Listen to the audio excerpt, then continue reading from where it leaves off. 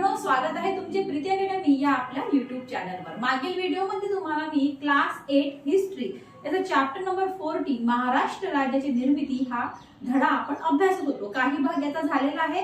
आजच्या या व्हिडिओमध्ये आपण संयुक्त महाराष्ट्र समितीची स्थापना हा भाग आपण अभ्यासणार आहोत। संयुक्त महाराष्ट्र समितीची स्थापना कशी झाली, त्याचे अध्यक्षपदी कोण होते, उपाध्यक्ष कोण होते, सचिवपदी कोण होते, महाराष्ट्रामध्ये मग काय झालं, जन आंदोलन झालं, गोळीबार झाला, किती जण हुतात्मा झाले, हे सगळं आपण आजच्या याच्यामध्ये बघणार आहोत। ठीक आहे, चला व्हिडिओ स्टार्ट करते। संयुक्त महाराष्ट्र समितीची स्थापना। मराठी भाषिक जनतेच्या संयुक्त महाराष्ट्र मागणीचा प्रश्न काय होत होता, खूप बिकट होत गेला। राज्यभर खूप असंतोष धुमसत होता। मग काय झालं, 6 फेब्रुवारी 1956 ला केशवराव जेधे यांच्या अध्यक्षतेखाली पुण्याच्या टिळक स्मारक मंदिरात सभा झाली। काय बोलली मी, 6 फेब्रुवारी 1956 ला केशवराव जेधे यांच्या अध्यक्षतेखाली पुण्यामध्ये जे टिळक स्मारक आहे तिथे काय झालं, तिथे मंदिरामध्ये सभा झाली। ओके, मग याच समितीने काय केलं, आपली कार्यकारिणी जाहीर केली। मग या समितीचं मग काय केलं त्यांनी की अध्यक्षपदी श्रीपाद अमृत डांगे यांना बसवले, उपाध्यक्षपदी डॉक्टर रा नरवणे यांना बसवले आणि सचिवपदी SM जोशी यांची निवड झाली। ओके, समितीची स्थापना करण्यात ग.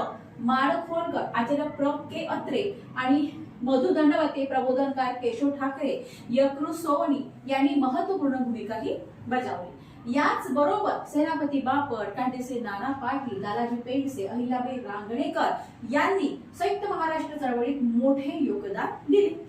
आंदोलन महाराष्ट्रातील खेड्यापाड्यापर्यंत त्यांनी पोहोचवले। ज्यावेळी मुंबई महाराष्ट्राला मिळणार नाही हे ज्यावेळी स्पष्ट झाले, त्यावेळी काय झालं, प्रचंड जन आंदोलन उभे राहिले आणि या चळवळीमध्ये राज्य शासनाने केलेल्या गोळीबारामध्ये 106 जण हुतात्मा झाले। ओके, संयुक्त महाराष्ट्र निर्मितीसाठी हुतात्मा पत्करलेल्या या 106 सुपुत्राचे हुतात्मा स्मारक मुंबईत फ्लोरा फाउंटन जवळ हे उभारले गेले।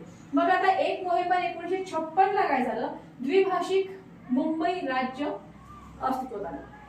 त्यानंतर मग 1957 साली काय झालं, लोकसभा, विधानसभा, मुंबई महापालिकेच्या निवडणुका झाल्या आणि यात संयुक्त महाराष्ट्र समितीला मोठे यश आले आणि या निकालावरून जे काही मतदार आहे ते द्विभाषिका विरुद्ध आणि संयुक्त महाराष्ट्राच्या बाजूने आहे हे स्पष्ट झाले।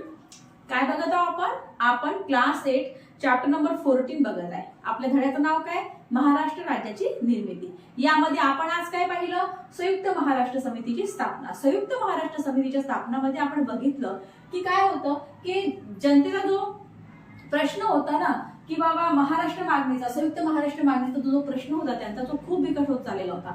महाराष्ट्रभर, पूर्ण राज्यभर काय होतं, असंतोष धुमसत होता। मग त्याच वेळी काय झालं की केशवराव जोधे हे जे काही होते यांनी काय केलं की आपल्या अध्यक्षतेखाली पुण्याच्या टिळक स्मारक मंदिरामध्ये त्यांनी सभा भरवली, सभा झाली।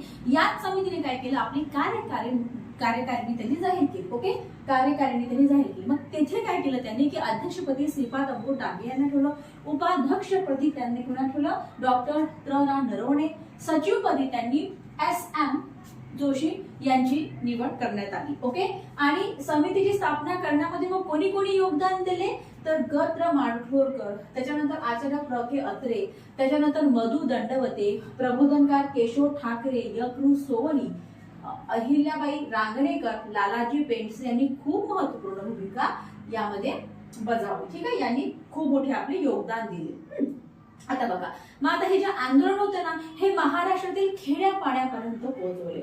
ज्यावेळी मुंबई महाराष्ट्राला मिळणार नाही हे जेव्हा स्पष्ट झाले त्यावेळी काय झालं की प्रचंड जन आंदोलन झाले आणि या जन आंदोलनामध्ये जो गोळीबार झाला त्यामध्ये 106 जण हुतात्मा झाले। बघा, लक्ष द्या, त्यामध्ये 106 जण हुतात्मा झाले आणि पुढे काय झालं की संयुक्त महाराष्ट्राच्या निर्मितीसाठी हुतात्मा पत्करलेल्या या 106 जणांचा हुतात्मा स्मारक मुंबईमध्ये फ्लोरा फाउंटन जवळ उभारले गेले। 106 जणांनी जे काही हुतात्मा पत्करले त्या 106 जणांचं जे काही हुतात्मा स्मारक आहे ते मुंबईत फ्लोरा फाउंटन जवळ उभारले गेले। ठीक आहे, आता 1 नोव्हेंबर 1956, लक्ष द्या म्हणजे आपल्याला साल लक्षात ठेवणे गरजेचं आहे। 1 नोव्हेंबर 1956 ला द्विभाषिक मुंबई राज्य अस्तित्वात आले। त्यानंतर 1957 साली काय झालं की लोकसभा, विधानसभा, मुंबई महापालिकेच्या मग निवडणुका झाल्या. मग यामध्ये काय झालं की संयुक्त महाराष्ट्र समितीला मोठे यश आले आणि या निकालाबाबत मतदार द्विभाषिका विरुद्ध आणि संयुक्त महाराष्ट्राच्या बाजूने आहे स्पष्ट झाले.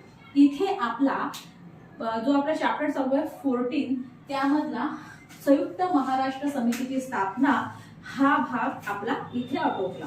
ठीक आहे. यामध्ये आणखी थोडासा राहिलेला आहे भाग, हे पूर्ण झालेलं आहे आपलं. आणि त्यामध्ये मग आता प्रतापगडावरील छत्रपती शिवाजी महाराजांचं हे आहे थोडंसं, म्हणजे फार थोडासा भाग आहे. हा थोडासा भाग मी लगेच नेक्स्ट व्हिडिओ मध्ये कम्प्लीट करते. ठीक आहे. थांबू आपण इथे. थँक्यू.